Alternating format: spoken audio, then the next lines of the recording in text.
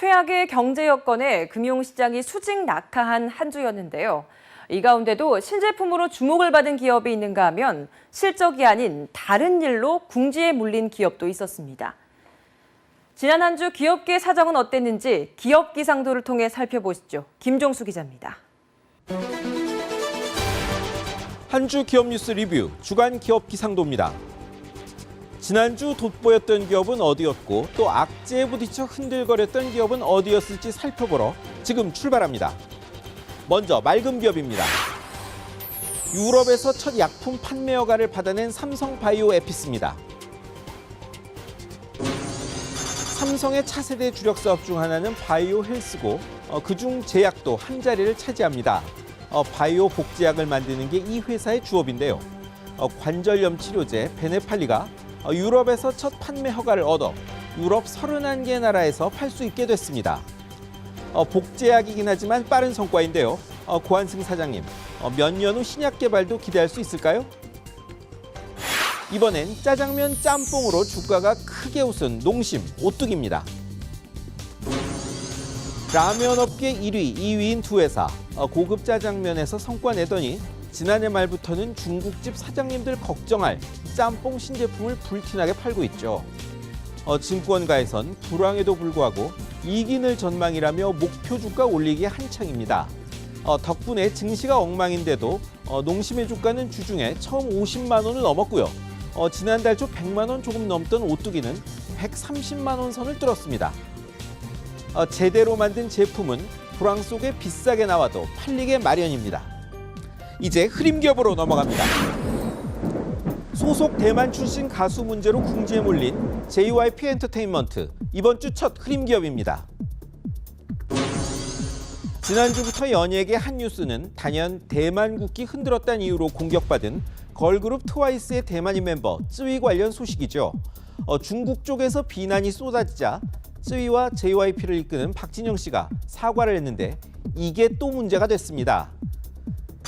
이번엔 강제 사과가 아니냐며 인권위 진정에 대만 여론이 부글부글 끓고 있죠. 박진영 대표 프로듀서님, 시간이 좀 걸리겠지만 슬기로운 해법이 필요해 보입니다. 이번엔 SK텔레콤입니다. 요금 밀린 고객들을 채무 불이행자로 등록해 신용등급에 타격을 준 사실이 드러나 호된 비판을 받았습니다. 새누리당 김정훈 의원이 밝힌 사실은 이렇습니다. SK텔레콤이 2012년부터 1년 이상 100만 원 이상 연체한 가입자를 채무 불이행자로 신용정보회사에 등록을 했는데요.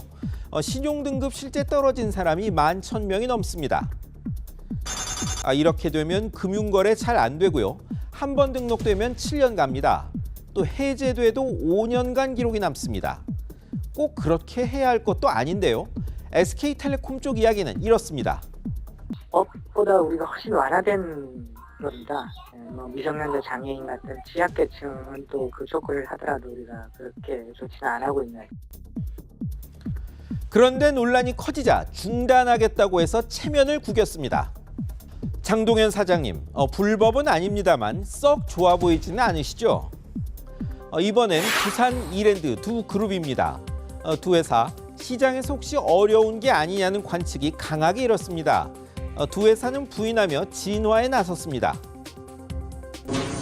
두산 인프라코의 신입사원 희망퇴직으로 홍역을 치렀죠. 그만큼 어렵다는 이야기인데요. 팔겠다던 공작기계 부문 매각에 실패한 게 아니냐는 관측에 시장이 술렁였습니다. 급기야 매각 진행 중이며 돈 문제 없다고 공시하고 투자자의 편지 보내 겨우 진화했습니다. 그간 인수로 몸집 키워온 이랜드 그룹도 할인점 킴스클럽 매각에 나서자 돈이 달리는 게 아니냐는 관측이 시장에 퍼졌습니다. 역시 문제없다는 해명이 뒤따랐습니다.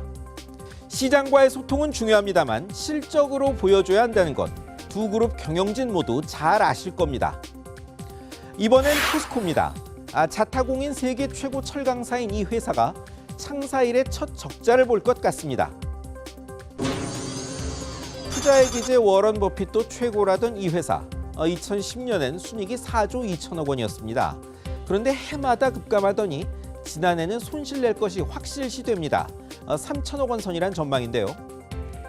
세계적 불황에 중국발 공급 과잉이 근본 문제입니다만 전 경영진의 방만 경영도 한몫한 것 같은데요. 권오준 회장님, 요새 한창 구조조정 중이시던데요. 포스코 꼭 되살리실 것으로 믿겠습니다. 경제부총리가 올해 첫 경제장관 회의에서 세계 경제가 당분간 회복될 기미가 안 보인다고 토로했습니다. 하지만 이 와중에도 부단한 혁신으로 위기를 뚫을 스타 기업이 쏟아지기를 기대합니다. 지금까지 주간 기업 기상도였습니다. 네, 복합적인 악재로 우리나라가 올봄 경제 위기에 직면할 가능성이 있다는 3월 위기설이 고개를 들고 있습니다. 미국이 추가로 금리를 올릴 경우 금융시장의 불안이 증폭될 수 있다는 건데요. 네, 위기 요인에 대한 정부 당국의 대응책 마련이 그 무엇보다 시급해 보입니다.